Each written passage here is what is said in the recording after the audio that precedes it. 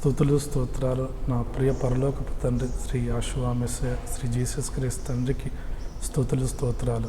మరి నా ఈ చిన్న ప్రార్థనను ఆశీర్వదించి ఈరోజు దేవాది దేవుడైన మీ గురించి చెప్పే ఈ సాక్ష్యాన్ని మీరు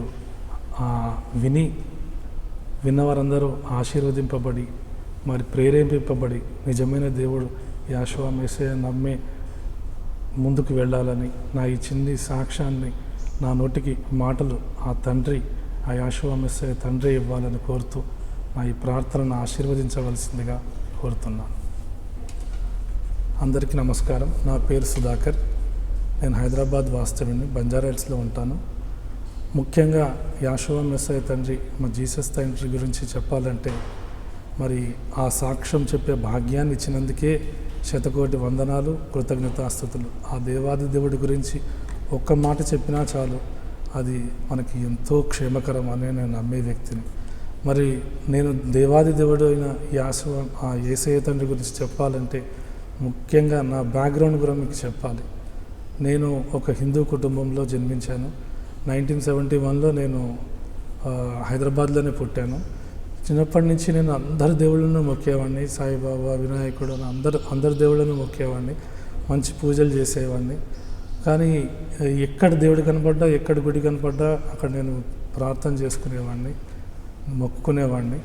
కానీ ఎప్పుడు నాకు ఏదో ఒక లోటు ఉండేది. అంటే ఇవన్నీ నిజమా కాదా అని ఒక తలంపు ఉండేది. బట్ ఎప్పుడైతే వ్యక్తపరచలేదు. కానీ ఆ విధంగా నేను నా జర్నీ జరిగిపోతున్నంతలో నాకు 1998లో మరి నాకు వివాహం జరిగింది. నా భార్య పేరు శ్రీదేవి. తను ఎంతో నా దృష్టిలో తను ఎంతో భక్తిపరురాలు. తను ఎంతో చిన్నప్పటి నుంచి తన 6th క్లాస్ నుంచే మరి యేసయ్య తండ్రిని నమ్ముకొని ఆయనే నిజమైన దేవుడిని నమ్మి మమ్మల్ని నడిపించేది ఆయనే నమ్ముకునే ఆ దేవుడినే మరి ముందుకు తీసుకెళ్ళేది. మరి తన ద్వారా నాకు మొట్టమొదటిసారిగా జీసస్ క్రైస్ట్ తండ్రి నాకు ఇంట్రడ్యూస్ చేయబడ్డారు. కాకపోతే నేను ఎప్పుడు అనుకునేవాడిని, అంటే ఓకే, మా దేవుళ్ళతో పాటు జీసస్ క్రైస్ట్ తండ్రి కూడా ఒక దేవుడే. సో ఆ విధంగా మేము జీసస్ క్రైస్ట్ తండ్రి కూడా మొక్కుంటూ నేను ఉండేవాడిని. తను నాకు ఒక అపోహ కాదు, భ్రమ కాదు, ఎప్పుడు నాకు అది అనిపించేది. నేను ఎప్పుడు బయట కూడా చూస్తుండేవాడిని. ఏంటంటే దేవుడు ఎప్పుడు ఎందుకు ఈ క్రిస్టియన్స్ ఎప్పుడు ఇట్లా ఎంటబడతారు, అంటే మత మార్పిడి, ఇవన్నీ నాకు ఎందుకో నచ్చేది కాదనమాట. అంటే దేవుడి మీద ఎప్పుడు నాకు ఏమీ ఉండేది కాదు. కానీ ఈ మనుషుల మీద ఎందుకంటే వెంటబడతారు, ఇట్లా మార్పిస్తారు, అది ఇంత ఆ విధంగా తలంపు ఉండేది. నేను ఎప్పుడు నా భార్య శ్రీదేవితను కూడా ఎప్పుడు మాట్లాడేవాడిని కాదు. కాకపోతే తను ఎప్పుడు నా గొప్ప విషయం ఏంటంటే నా భార్య కూడా ఎప్పుడు నన్ను ఫోర్స్ చేయలేదు. నాకు మీ యేసయ్య తండ్రి మీరు నమ్ముకోవాలి, మీరే ఆయన నిజమే దేవుడు అని ఎప్పుడు తను ఫోర్స్ చేయలేదు. తను ఎప్పుడు ఒకటే చెప్పేది, మీరే తెలుసుకుంటారు నిజమైన దేవుడు ఎవరు అని అలా చెప్పేది అనమాట. ఆ విధంగా నాకు ఎప్పుడు యేసయ్య తండ్రి అంటే ఇప్పుడు నెగిటివిటీ ఉండేది కాదు. ఓకే, అందరి దేవుడితో పాటు ఆయన కూడా దేవుడే అని నేను నమ్ముకునేవాడిని. సో అందరితో పాటు ఆయన్ని కూడా కలిపి మొక్కునేవాడిని మా ఇంట్లో. సో ఆ విధంగా మా వైవాహిక జీవితం ఎంతో అన్యోన్యంగా సాగిపోయేది.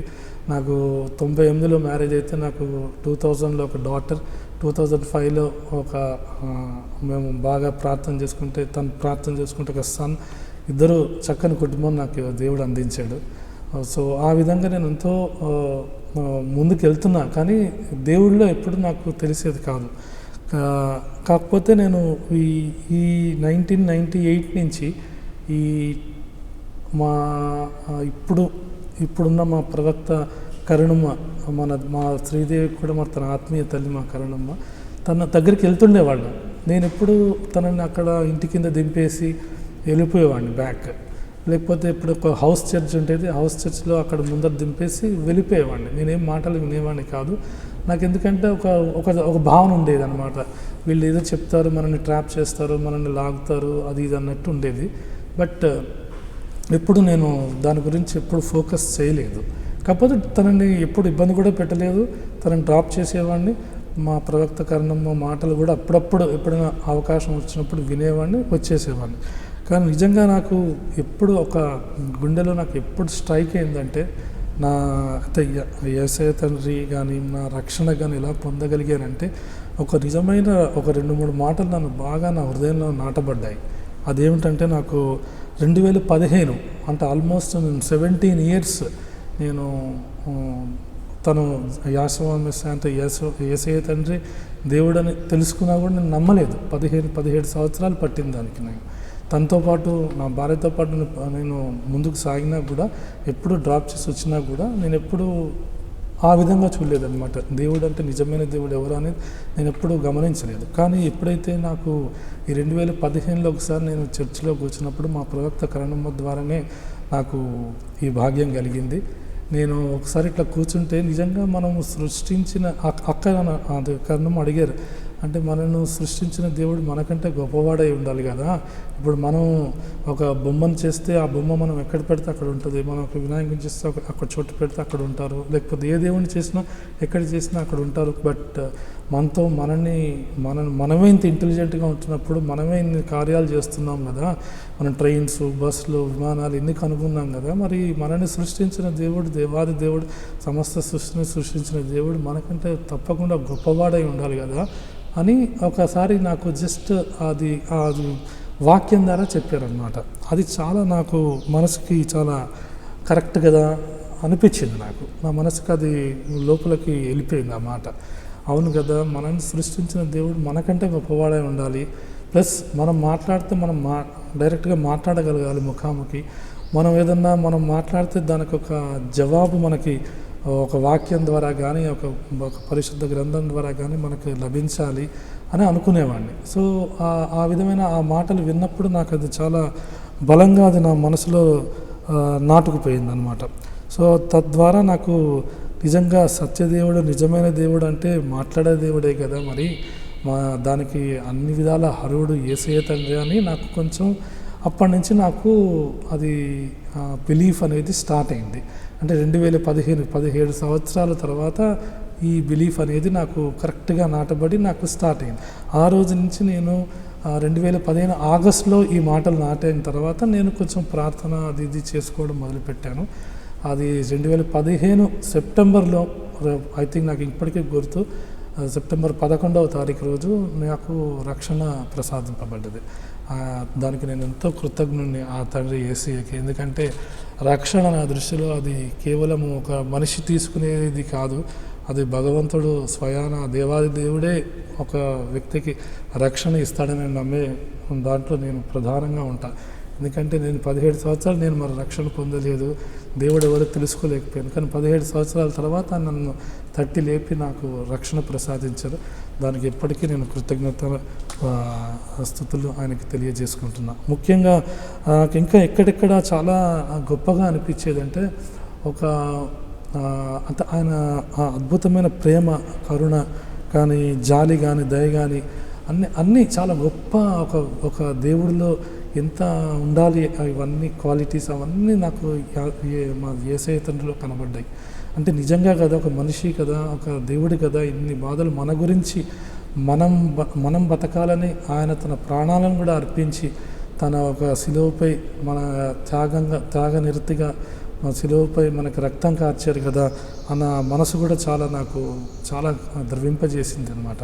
అండ్ ఇంకోటి ఏంటంటే అన్నిటికంటే గొప్పగా నాకు యేసయ్యలో కనిపించింది ఏంటంటే ఆ క్షమాగుణం. అంటే ఎంత తప్పులు చేసినా సరే, ఎంత పాపాలు చేసినా సరే మీరు నా దగ్గరకు రావచ్చు, మీ పాప క్షమాపణ నేను ఇస్తాను, మీరు ఇతరులను కూడా మీరు అంతే క్షమించాలి, ఎవరి మీద ద్వేషం పెట్టుకోకూడదు, ఈ భూమి మీద మీరు ఉన్నంతకాలం మీరు ఎవరిని ద్వేషించకూడదు, ఇతరులను వీలైతే సహాయం చేయండి, వీలైతే ప్రేమించండి అనే ఆ ప్రేమ, ఆ కరుణ, జాలి, దయ, ఆ క్షమాగుణం అనేది నాకు యేసయ్య తండ్రిలో చాలా అద్భుతంగా అనిపించింది. ఒక దేవుడి క్వాలిటీస్ ఏవే కదా అని చాలా అనిపించింది అనమాట. అంటే మాట్లాడే దేవుడు, నిజమైన దేవుడు మనకి ఇవన్నీ నేర్పిస్తాడు కదా అని నాకు అనిపించింది అనమాట.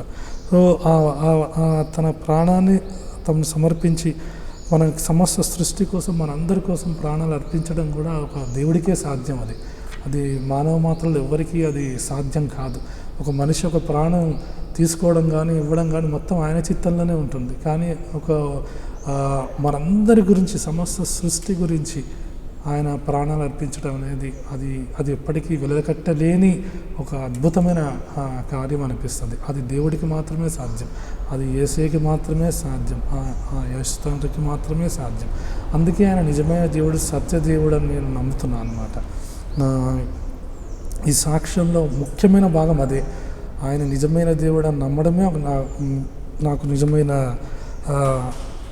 సాక్ష్యం అది. ప్లస్ ఇంకోటి ఏంటంటే, మనందరినీ మనము అద్భుతాలు ఆశ్చర్యాలు చేస్తేనే మరి దేవుడే, లేకపోతే కాదు అని అనుకోవడం కాదు. అద్భుతాలు ఆశ్చర్యాలు చేసినా చేయకపోయినా ఆయనే నిజమైన దేవుడు, ఆయనే సత్యము, ఆయనే మార్గము. ఎందుకంటే ఆయన ప్రేమ అనంతమైనది, కొలతలు లేనిది. ఎంత ప్రేమించారో బైబిల్ ద్వారా కానీ, పరిశుద్ధ గ్రంథం ద్వారా కానీ నేను చూశాను. నేను ఎంతో పర్సనల్గా నేను ఎంతోమందిని చూశాను. సో అంత అంటే ఆ ప్రేమ అనేది మనకి నాటబడిందంటే అది యేసే తండ్రి ద్వారానే ఆ ప్రేమ మన అందరిలో నాటబడింది. అంత ప్రేమనే ఆయన మనకి ఇచ్చారు కాబట్టి మనం ఇతరులను ప్రేమించే ఆ క్షమాగుణం కానీ ప్రేమ గుణం కానీ మనకి వచ్చిందని నేను అనుకుంటున్నాను అన్నమాట. సో ఆయన అన్నీ ముఖ్యంగా మా కుటుంబాన్ని నన్ను ఆదరించిన దానికి అసలు వేణోళ్ళ మేము ఎప్పుడూ రుణస్థులమే. ఎందుకంటే నన్ను కానీ, నా భార్యను కానీ, నా కూతుర్ని కానీ, నా కొడుకుని కానీ ప్రతి క్షణం ఆయన మమ్మల్ని ముందుడి నడిపించేవారు. నాకు ఈరోజు నేను ఈరోజు ఒక అసిస్టెంట్ వైస్ ప్రెసిడెంట్ ఒక మంచి కంపెనీలో ఉన్నానంటే అదంతా ఆ గొప్ప అంతా నాది కాదు, ఆ తండ్రిది. నాకు అసలు మాటలే రావు. నేను ముందు ఇలా మాట్లాడుతున్నానంటే అదంతా ఆ తండ్రి దయ. నేను అసలు ఒక మాట కూడా మాట్లాడలేను ఎప్పుడు. నేను అలాంటిది ఈరోజు ఆయన గురించి సాక్ష్యం చెప్పే ధైర్యం కానీ, ఈ మాటలు కానీ ఇచ్చింది కూడా ఆ తండ్రి యేసయ్యే. అలాగే మా కుటుంబాన్ని ఎన్నో విధాలను మరి కాపాడుతున్న నా భార్యకి ఎన్నో విధాల తనకి మంచి ఉద్యోగాన్ని ఇచ్చారు, మంచి ఉన్నతమైన జాబ్స్ అంటే ఉన్నతమైన చదువుని ఇచ్చారు. అలాగే తనకి అనారోగ్యాలు ఉన్నప్పుడు తనని స్వహస్తాలతో ముట్టి స్వస్థపరిచారు. నా కూతురు సంజన చక్కని మంచి కాలేజీలో మరి ఉన్నతమైన చదువుని చదివి ఈరోజు ఒక సాఫ్ట్వేర్ కంపెనీలో మంచి సాఫ్ట్వేర్ ఇంజనీర్గా మరి సెటిల్ అయింది. మరి నా కొడుకు మంచి ఇంజనీరింగ్ కాలేజీలో ఫ్రీ సీట్, ఇద్దరికి మంచి ఫ్రీ సీట్ని ఇచ్చి, మంచి ఉన్నతమైన భావాలు ఇచ్చి, ఉన్నతమైన చదువులు ఇచ్చి వాళ్ళని ఉన్నత స్థానంలో నిలిపారు, నన్ను ఉన్నతమైన స్థానంలో నిలిపారు. ఇవన్నిటికీ నేను ఇప్పటికీ ఆయనకి కృతజ్ఞతాస్తుతులు తెలియజేసుకుంటున్నా. ఇచ్చినందుకే దేవుడని కాదు, ఆయన ఇవ్వకపోయినా దేవుడే. ఎందుకంటే ఆయనే నిజమైన దేవుడు కాబట్టి. ఎందుకు చెప్తున్నానంటే ఇది కష్టాలు నష్టాలు అనేది మన జీవితంలో ఒక భాగమే. అది కూడా ఏదైనా సరే ఆయన ఇచ్చాడని అనుకొని మనకు ముందుకెళ్తే అన్నీ చేయాలి. ఎందుకంటే నేను ఎన్నో మా చర్చ్ ఆఫ్ చూజన్ మా ప్రవక్త కారణంగా అద్భుతమైన వాక్య పరిచర్య జరుగుతుంది. ఇక్కడ భూమి మీద ఎక్కడ జరగని వాక్య పరిచర్య ఇక్కడ జరుగుతుంది. పరలోక సింహాసనం నుంచి డైరెక్ట్గా మరి యాషువా మెస్సీయ తండ్రి యేసయ్య తండ్రి ఇక్కడ మాట్లాడతారు మా ప్రవక్త కారణమా ద్వారా. ఎన్నో గొప్ప ప్రవచనాలు, అద్భుతమైన దర్శనాలు అన్నీ నేను స్వయంగా చూశాను, విన్నాను.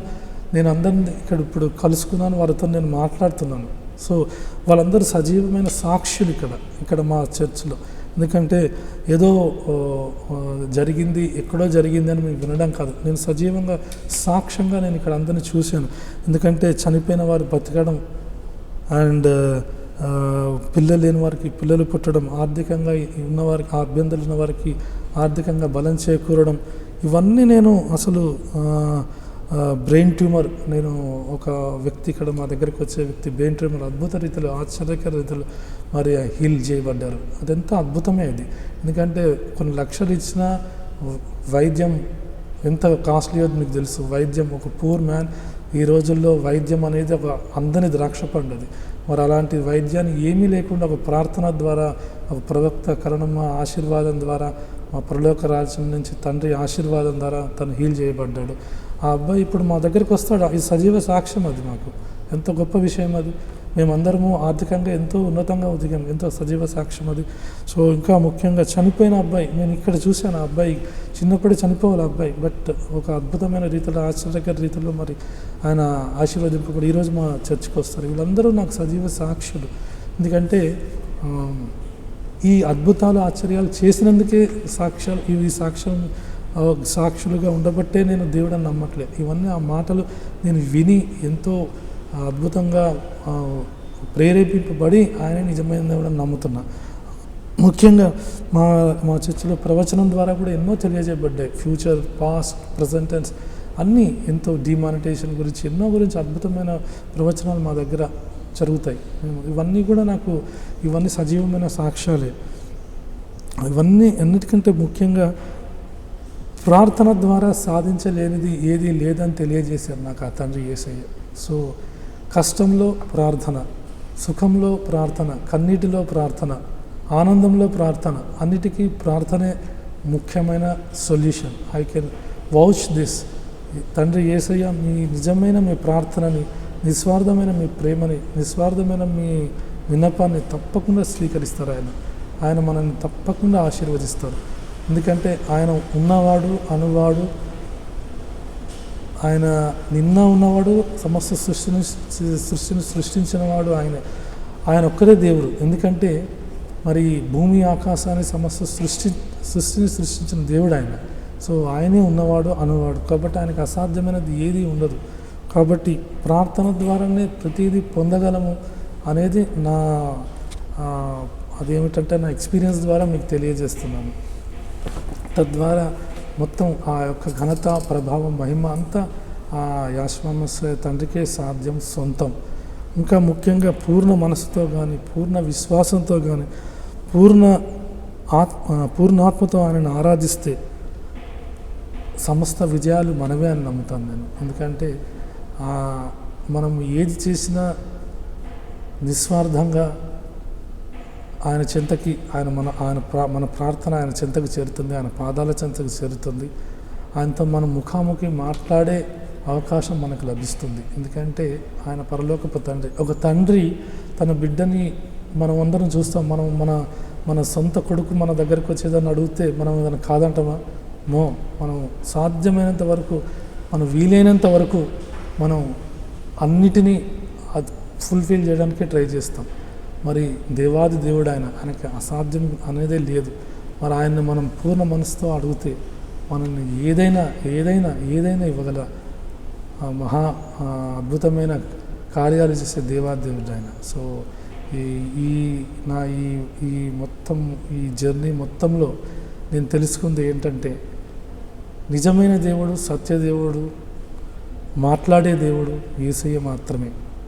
ఆయన నమ్ముకుంటే మనల్ని ఈ లోకంలోనే కాదు, మనకు పరలోకంలో కూడా మనకి కంపల్సరీగా మనకి సీట్ గ్యారంటీ అని నేను నమ్ముతాను. ఎందుకంటే సీట్ గ్యారంటీ అంటే మనకు పరలోక రాజ్యంలో ప్రవేశం గ్యారంటీ అని నేను నమ్ముతాను. ఎందుకంటే ఏ దేవుడు కానీ ఇది చెప్పలేదు మనకి, భూమి మీద నువ్వు చేసే ప్రతి దానికి నీకు పరలోక రాజ్యం ఇవ్వబడుతుంది అని. కానీ పరలోక రాజ్యాన్ని కూడా మనకి ఇచ్చేది ఆ ఒక్క యేసయ్య మాత్రమే. సో మన మనస, వాచ, కర్మన మనం ఆ యేసయ్య తండ్రినే నమ్ముకొని ఆయన మార్గంలోనే నడుస్తూ ముందుకు సాగిపోతూ మనం వీలైనంత మంచి చేసి, వీలైనంత ప్రేమను పంచి, మనం కరుణతో, జాలితో, క్షమాగుణంతో గనక యేసయ్య సన్నిధిలో గడుపుతూ మనం బలపడి ఆయన సేవ చేస్తూ ముందుకెళ్తే మనకి అసాధ్యమైనది ఏది ఉండదు. మనకు పరలోక రాజ్యంలో ప్రవేశం తప్పకుండా లభిస్తుంది. మనకు మనసు స్వాంతన కలుగుతుంది. ఆ నిజమైన దేవుణ్ణి నమ్ముకోండి, ముందుకు సాగండి. నా ఈ సజీవ సాక్ష్యాన్ని మీరు ఆశీర్వదించండి. ఈ సాక్ష్యం విన్న ప్రతి ఒక్కరిని ఆ యాషవా మెస్సయ్య తండ్రి, యేసయ్య తండ్రి ఆశీర్వదించి మమ్మల్ని కాంచి కాపాడి తన కాపుదలు ఇచ్చి అందరినీ ఇంకా బలంగా చేసి మనని ఆయన కార్యంలో, ఆయన కార్యక్రమంలో ముందుండి నడిపించి మనందరికీ విజయాన్ని ఇవ్వాలని ఆ తండ్రి యాషవా మెస్సయ్యని, యేసయ్య తండ్రిని ఈ సాక్ష్యాన్ని ఆశీర్వదించమని వేడుకుంటున్నాను. Thanks for giving this wonderful time. Thanks తండ్రి, యాషవా మెస్సయ్య తండ్రి. జాబ్ పరంగా కూడా మరి ఆ యేసయ్య తండ్రి నా జీవితంలో ఎన్నో అద్భుతాలు చేశారు. మరొక సంస్థలో నేను జాయిన్ అయ్యి, ఒక సేల్స్ ట్రైనీగా జాయిన్ అయ్యి, మరి అదే సంస్థలో నేను అంచెలంచెలుగా ఎదిగి ఈరోజు మరి అసిస్టెంట్ వైస్ ప్రెసిడెంట్గా నేను పదోన్నతి పొందగలిగానంటే ఆ కృప, అదంతా ఆ యేసయ్య తండ్రి దయ అని నమ్ముతాను. మా ప్రవక్త కారణం, మా ప్రార్థనల ఫలితమే అని నమ్ముతాను నేను.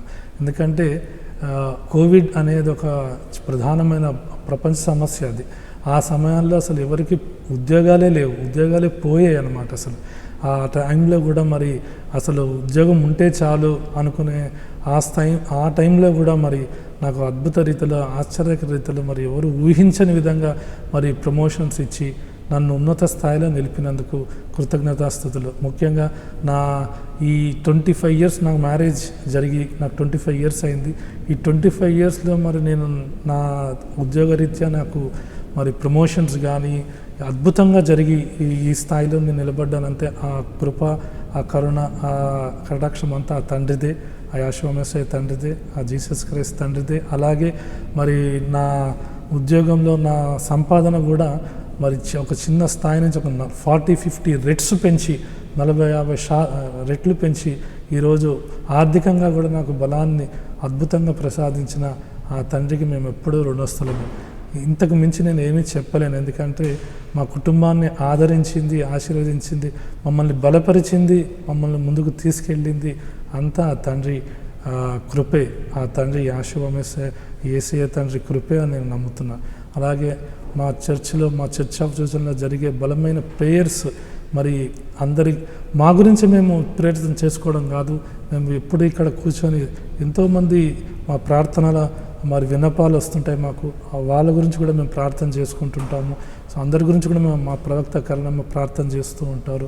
సో దానికి డైరెక్ట్గా నేను మీకు ఇంతకుముందు చెప్పిన విధంగానే మాకు ఇక్కడ పరలోక సింహాసనం నుంచి ఆ తండ్రి యెహోవా మెస్సీయ మా ప్రవక్త కరణమ్మ ద్వారా మాట్లాడతారు ఇక్కడ. అది మేము నమ్ముతాము ఎందుకంటే సజీవ సాక్షులం మేము ఇక్కడ. సో ఇక్కడ జరిగే అద్భుతాలు, ఆశ్చర్యాలన్నీ ఆ తండ్రి యెహోవా మెస్సీయకే మహిమ, ఘనత అంతా. సో మేమందరము దానికి ఎంతో సాక్షులుగా ఉంటూ మమ్మల్ని ఇంత బలపరిచి, మమ్మల్ని ఇంకా బలపరిచి ఆయన సేవలో ఇంకా మేము ముందుకు ఇంకా విజయపదంలో సాగాలని నేను కోరుకుంటున్నా. మేము చేసింది ఏమీ లేదు అని మా ప్రవక్త కారణము వారు చేసిన ముందు, ఆ కుటుంబం చేసే దాని ముందు మేము చేసేది. కానీ మాకు ఇంకా వాళ్ళ ఒక ప్రేరణగా ఉంటున్నారు మాకు. సో మాకు ఇంకా మేము బలపడి మీ సేవ చేస్తూ మేము ఇంకా ముందుకు సాగాలని, నా ఈ చిన్ని ప్రార్థనని, నా ఈ చిన్ని సాక్ష్యాన్ని కూడా మీరు ఆశీర్వదించాలని, ఇది ఎంతో విన్నవారికి, చూసిన వారికి మేలుకరంగా, క్షేమకరంగా ఉంటూ ఆయనలో బలపడి ఆయనని ఘనపరుస్తూ ఇంకా ముందుకు సాగాలని, ఈ జీవితం ఆయనకే సొంతమని నేను మరొకసారి తెలియజేస్తూ నా ఈ సాక్ష్యాన్ని ఆశీర్వదించమని తండ్రి యేసయ్యకి మరొకసారి నేను విన్నవించుకుంటూ కృతజ్ఞతాస్తుతులు తెలియజేసుకుంటున్నాను. ఆమేన్.